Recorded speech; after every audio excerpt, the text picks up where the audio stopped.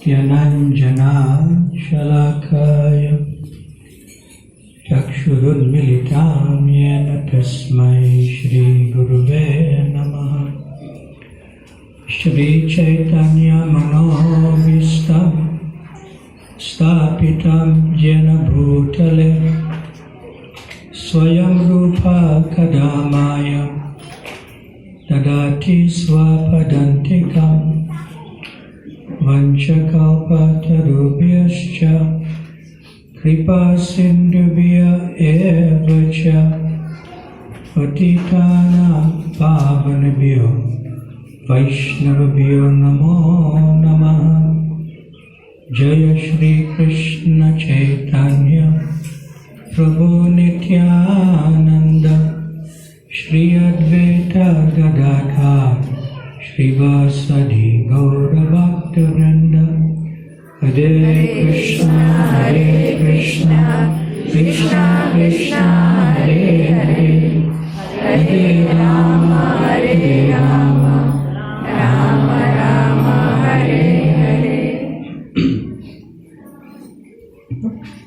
I know His Holiness Bhakti Caitanya Swami since the day I joined, which is just over, from 1983, just over 36 years ago. So that makes me knowing Him the best in the audience for today. There is quite a number of anecdotes in my association with His Holiness Bhakti Caitanya Swami, and it can take quite some time. But we try to touch on some significant exchanges with Him that brings out His transcendental nature and transcendental qualities forth.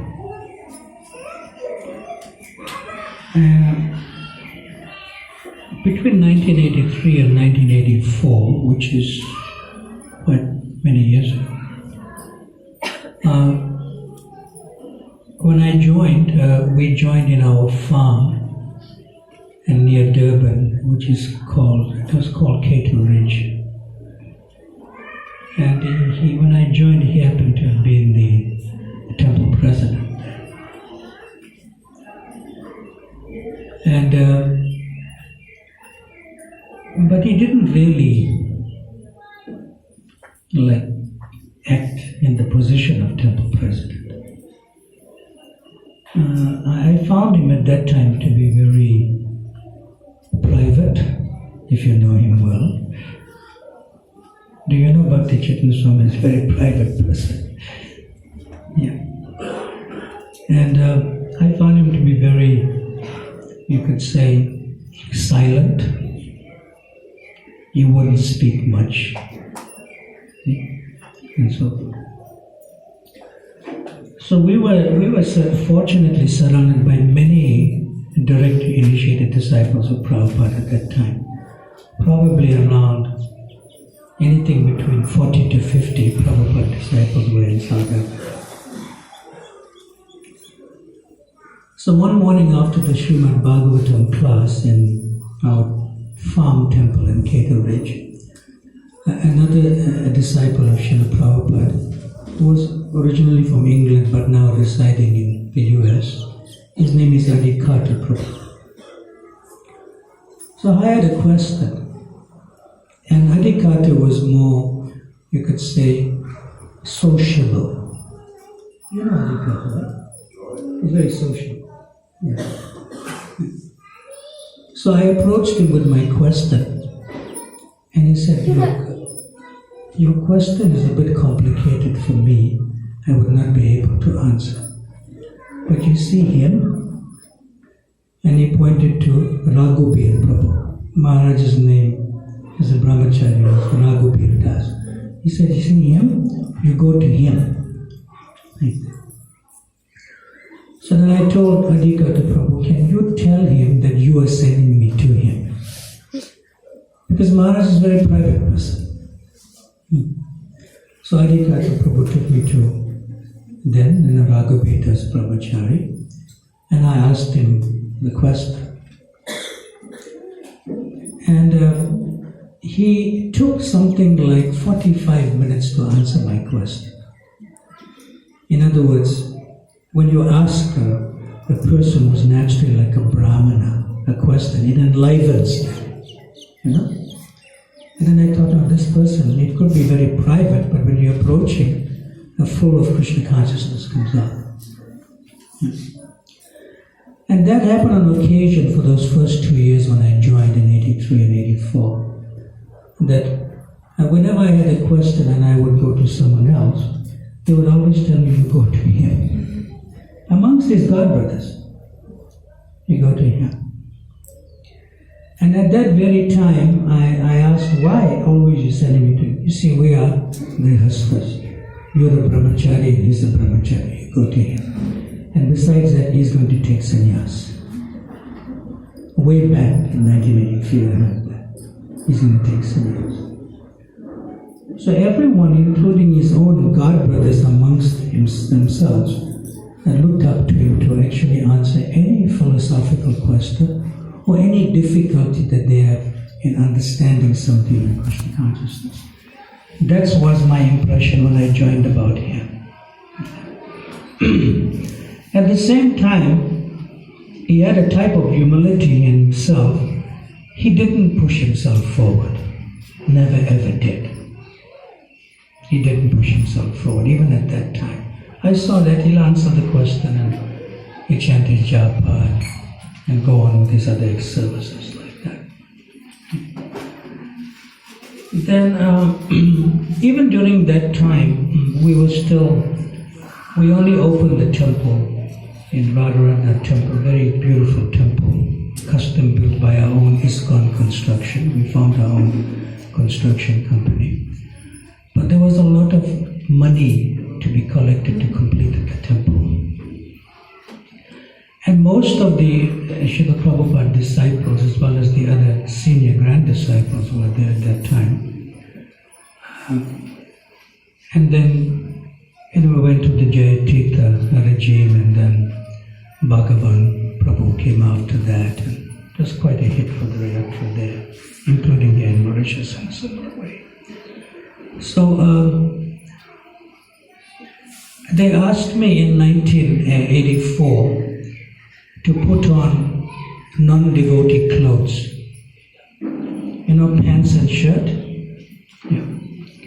And they asked me to go and collect money by selling, you could say, fake original oil paintings that I got from Taiwan.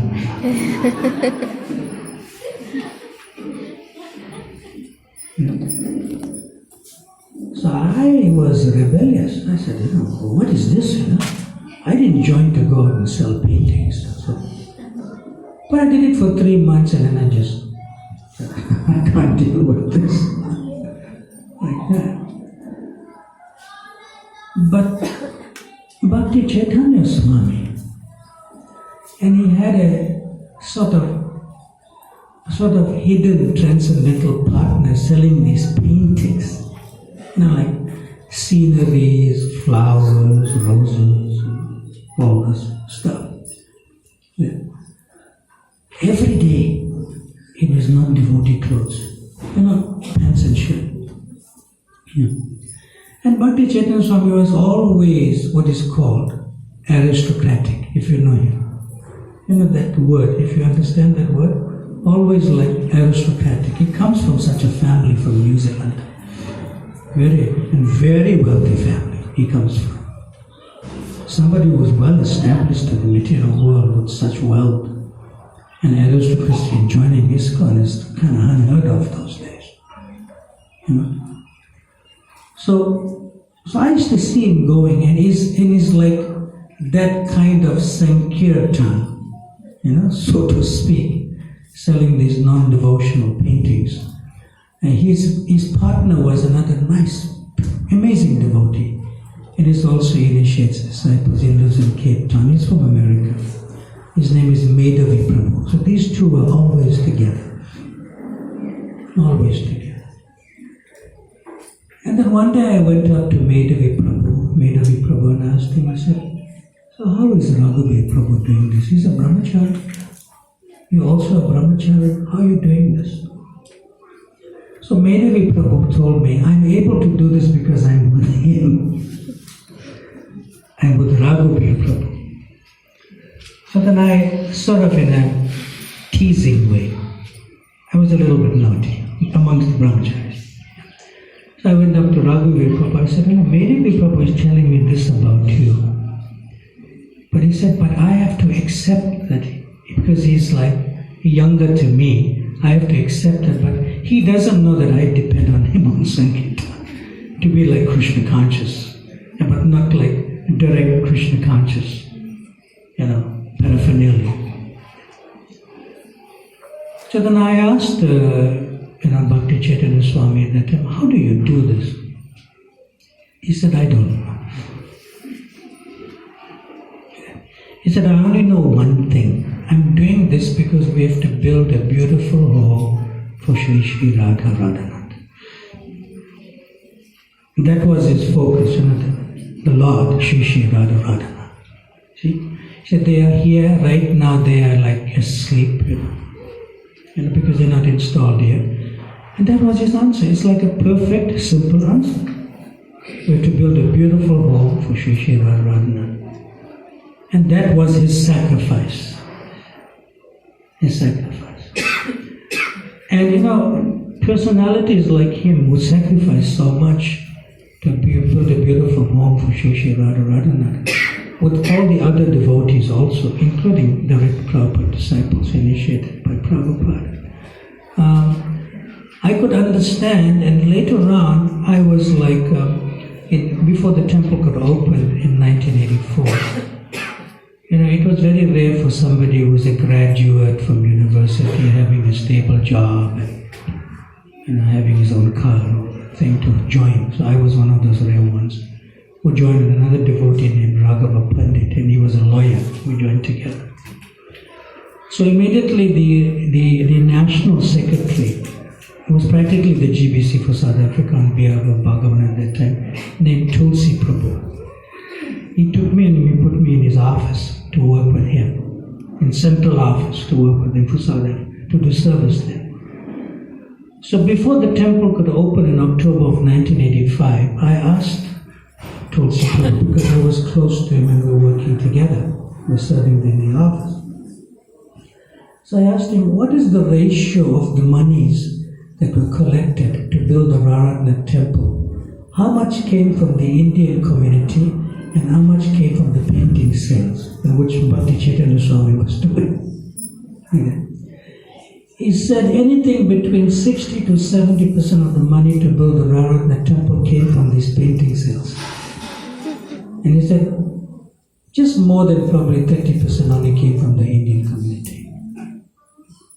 That's how hard they sacrificed and worked. So another time in 1985, after the temple opening, in Radhanath temple, I saw that Bhakti Caitanya Swami was not taking breakfast with the other devotees.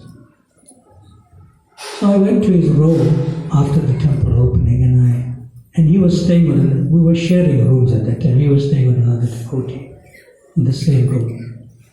So I asked him, he was not there for breakfast, what happened? Because I had a question to ask you. He said, no, I just eat my, like dried fruit and some cereal in my room. So I said, why? He said, I got very attached to this. I said, but there's nice breakfast, khichdi and salad and chutney and other things, So I got very attached to this. I said, how? He said, that's how I used to eat for days and months when I used to go to sell paintings. These paintings. Very simple. Very simple, these paintings. And then in between, so much association with the last 36 years. Last 36 years. Another thing that he does, which many of you may not know, he comes from a very wealthy family. And then in the latter days, I think he must have been visiting his father, which he hasn't visited for many years, probably 30 years or so, 20, 30 years. And then he started visiting his family. So after, I think probably his father passed on, he inherited some money, quite a substantial amount. Yeah. So when I was president of the Shishigarada temple twice, but the second time, I became president because somehow or the other from the previous management, I inherited a big debt. So they usually call me to become president when there's a problem or something, but I just don't like management. But for me it's a real sacrifice. So I said, okay, now we don't want to lose the temple to the bank, attaching property and all that stuff. So I sort of said, okay. Yeah. So the persons I went to for money, because the bank will attach property and this is Prabhupada's property.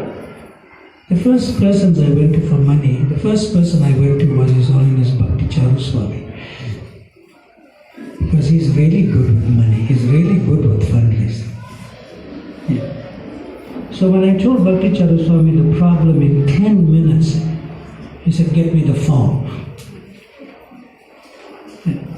And Bhakti Swami contributed to saving our temple from being attached to the property, to the bank and other creditors. He immediately gave me 25% of the amount. He called 3 disciples, come now. Like that. So I didn't approach Bhakti Caitanya Swami. But when I came out of the room, 3 days later, Maharaj was somewhere else in the country, he came there. He said, come and see me. He said, I have my Guru Dakshi. I said, how much it is? He said, I'm not counting. I said, I'll get more for you too. Without me approaching him, he gave me money. Why? Because before I became president, he was the president before me. And you know what's the situation is really not good. Before, please, like that. So he was really intuitive, he knew that, we needed, really, he approached me and he helped. He could see that his first and foremost thing is Prabhupada and save Prabhupada's property and move forward. Yeah. Of course there's much more, but it's the latter part of the day of this celebration today. He knows, and I know, that my morning program is dependent on his presence. My morning program, sadhana in the morning, mangalati, chanting japa, morning program. So one day he asked me, why do you come to mangalati every day? I asked him, but you answer me the same question. Why do you come to Mangalati? He said, no, I asked you the question first. I said, I come to Mangalati every day because you come to Mangalati. He said, no, seriously, you got to tell me. So now I come to Mangalati every day because you come to Mangalati. I chant my japa every day in the temple because you chant your japa. He said, no, seriously, why do you come? I said, I come because it's my very food. It's my very nutrition. I cannot do without it. Of course, that's on a regular day. When the health is good and you're not taking an early flight, even a regular day, that happens. So I'm just saying this because I'm leading up to 2 points and then I'll conclude. So we were together in January this year in South Africa before I came here in March with the lockdown. So we usually have a graduation We usually have a graduation ceremony for Bhakti in the College of Education and Culture in January every year. It's a huge celebration on a Sunday program, and like maybe at least 800 to 1,000 devotees come. Offering certificates to those who, recognizing the sacrifices of common tradition, Prabhupada's books, and giving their time and energy for that. So Bhakti Caitanya Swami was in the hospital.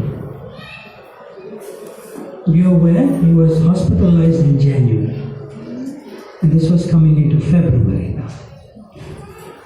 So I was coming from Nairobi into Mauritius and going to Johannesburg, and I heard he was in hospital. So immediately when I arrived in Durban, that same evening, visiting hours, I went to see him in the hospital. And I was a little bit shocked to see his state. To say the least, I was really shocked. What is this? Okay. So he saw my shock, he saw, Maharaj, you're in this situation. Yeah. He said, don't worry about it. And he broke the seriousness of the matter. You can see, what is this? Yeah. And he broke it. He said, and he calls me by my other name. He said, you know Brihat? My name was Brihat, short. Brihat? I said, what do you know? What is this? I was shocked. He said, it's my second childhood. I said, what are you talking about? Then I started laughing because he broke that. I was shocked when he broke it. He said, no, now I have to wear adult nappies.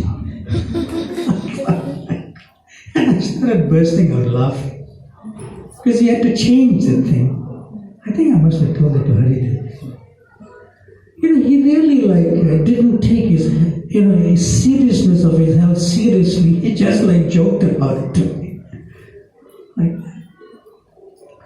Then I told him, look, I'm quite used to serving, His Holiness Puraj Swami when his health becomes really bad, and his health is very fragile. And I'm quite used to taking him to the bathroom, giving him a bath, and making him sit nicely in the bathroom to bath. I'm used to doing that, so maybe I can do that for you. Right now. He said, no. You're a sannyasi, I'm a sannyasi. No, I can't accept the service of a sannyasi. I said, no, I'm used, I know how to do these things. He said, no. So there was another devotee there named, what is his name? Caitanya, he is his disciple, Indian-bodied young man. I said, you able to help nicely?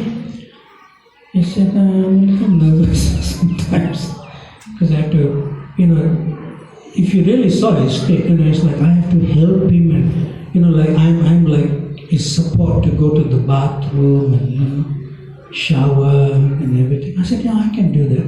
Yeah. So Maharaj refused. He simply refused. Yeah.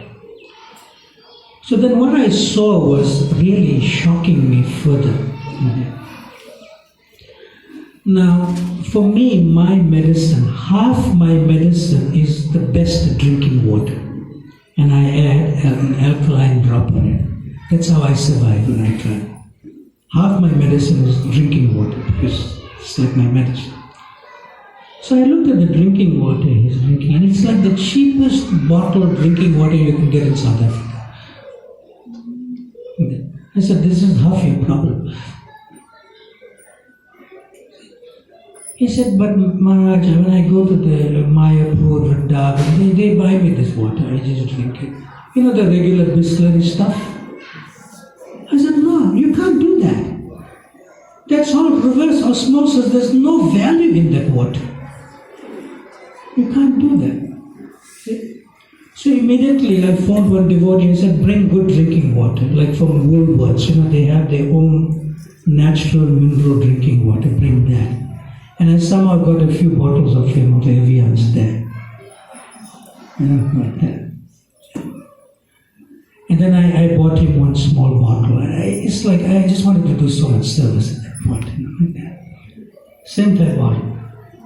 This is eco-friendly. He's got a half a liter one. You'll see him carrying it around. So he said, you should fill here and you should drink this water. Now that's in the hospital on Wednesday. On Thursday I went to see him back. On Friday he took a forced discharge. I said, Maharaj, I can arrange for so many congregation devotees to take care of you. He said, no, I want to stay in the temple. He said, temple best for me. So I said, why? He said, no, I'll recover. But I knew why. Friday he was discharged from the hospital. And my room is in another temple called New Jagannath Puri in Phoenix. His room is in Raratna temple. They have a room for me and they have a room for him. So on Saturday I went to see him after he was discharged. And I said, I heard from reliable sources that tomorrow is our graduation for Bhakti and the college vacation culture. And I know they invited you, but I don't want to see you there. He said, why? I said, you just came out of the hospital yesterday. You should recover, and if you can avoid the morning program, you avoid it. Don't worry. Everyone understands. Right. So purposely on Sunday morning, he avoided the morning program because I had to tell him. But he was there for the graduation. He was there. He said, no, the local devotees which I invited me, I cannot let them. He was there for the graduation. I thought, who is this person? If I get sick like that, I just disappear. I disappear into some place, nobody knows where I am. Until I'm fully recovered, I come out. See? He was there for this is this here. And because of that being in hospital, he couldn't go to Mayapur for the GBC meetings. I thought, what is this? So he gave his talk during the graduation before me, and I gave the talk in the end, and then we started offering the certificates. Now in his talk at the graduation ceremony this year, he says that anyone who studies Bhagavad Gita will feel the presence of Krishna.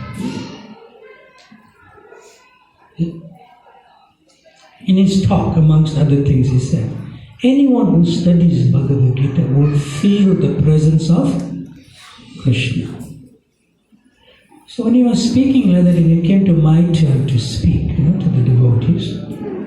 And I said, Maharaj said, Bhakti Caitanya Swami Maharaj said that anyone who studies the Bhagavad Gita will feel the presence of Krishna. And I said, I've been studying this Bhagavad Gita since I joined 36 years ago. I still can't feel the presence of Krishna. Therefore, I have to study it more and more. But here, he is innocently, unknowingly to himself, Bhakti Caitanya Swami has revealed his heart. Has revealed his heart. That when he teaches the Bhagavad Gita, you will feel the presence of Krishna because he feels the presence of Krishna. So that was the last sort of, besides the online lectures that he gives and so on, that was the last point that I took from him in my personal association with him. Very much this year at that point. It was mid-February actually, from January, mid-February. Amazingly he said that. I thought, wow, who is this person? That he's saying that when you study the Bhagavad Gita, you can feel the presence of Krishna. And that's why International Society for Krishna Consciousness. So he is always Krishna conscious, which is the supermost consciousness, which all other consciousness services have to follow to make us Krishna conscious. So those of you who are his direct disciples, you're most fortunate to be connected to such a personality as His Holiness Bhakti Caitanya Swami Maharaj. And in many ways I feel fortunate to be connected to him over the number of years. And even within my association with him, sometimes we may have some, we could say, disagreement. But the disagreement is based only on one thing: service, devotional service. Nothing like, you are right or I am wrong. Like how to better serve. Like that. Especially when you're in management, and he was my GBC, also co-GBC with others. And sometimes as presidents we put our foot down and we want it this way. He said, okay. He always says, okay, no problem, I'll support it. Like that. But in retrospect, I should have listened to him more. So therefore, I feel that one has to be careful of how, especially myself, how to associate with such exalted personalities like His Holiness Bhakti Caitanya Swami. But I also want to take an opportunity to say just one more last feature, which I want to end with in relation to Mauritius.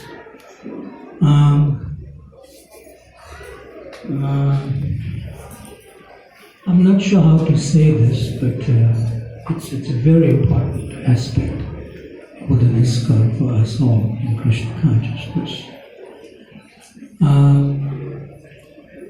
I was listening to a talk by His Holiness Jayadvaita Swami, which he gave on Zoom, YouTube, in March this year, just 2-3 months ago. And His Holiness Jayadvaita Swami said, quoting, His Holiness Jayadvaita Swami quoted His Grace Burijan Prabhu. And I was very, listening attentively to Shamarani's offering today, where she was speaking more about His Holiness Bhakti Caitanya Swami Maharaj. His Grace Burijan Prabhu said, to His Holiness Bhakti Caitanya, to His Holiness Jayadvaita Swami, who said on the Zoom call, which I was participant of. And His Holiness Jayadvaita Swami said that His Grace Burijan Swami said that, His Grace Burijan Prabhu said that the passing away of Bhakti Caitanya Swami has ushered in the beginning stages of a shower of tears in the next generation of 10 years. You know what that means? We don't know how long His Grace Sri Niketan Prabhu will be with us. We don't know how long His Grace Arjun Prabhu will be with us. We don't know. It could be within the next 10 years.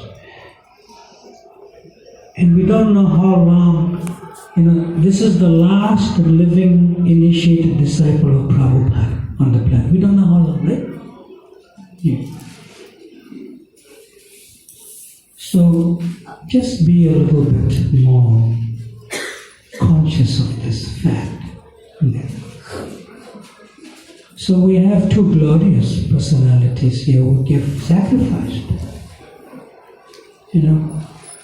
Direct disciples of Srila Prabhupada. Is anyone who also? We don't know how long, Krishna Chandra Prabhu is going to be with us. You know Krishna Chandra Prabhu? We don't know how long Govinda Chandra Prabhu will be with us. They have sacrificed, a good 40 years or so. Like that. So Burijan Prabhu said that Bhakti Charu Maharaj's passing has ushered in the beginning stages of tears that is going to be pouring out from the devotee's consciousness in the next decade, which means the next 10 years. So I would humbly beg, and I'm doing it, I've already started. I am humbly begging each devotee for forgiveness worldwide. I've already written letters, since the last 5 years or so. Please, if I did anything wrong in any way, please forgive me. Yeah. So I believe we should all be doing that, especially to these wonderful souls, His Grace Srini Kirtan Prabhu, and His Grace Arjun Prabhu, His Grace Kasyapa Muni Prabhu. I don't know, so many. These names are coming to me now. Of course, also His Holiness Bhakti Caitanya Swami today.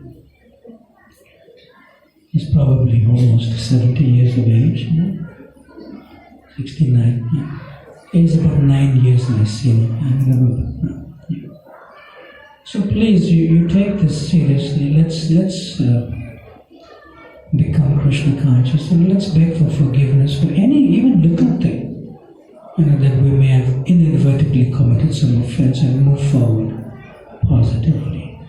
And in that spirit, I beg His Holiness Bhakti Caitanya Swami to please forgive me for any offenses that I may have committed inadvertently, or even in the line of service. Sometimes we make it exclusive in the line of service.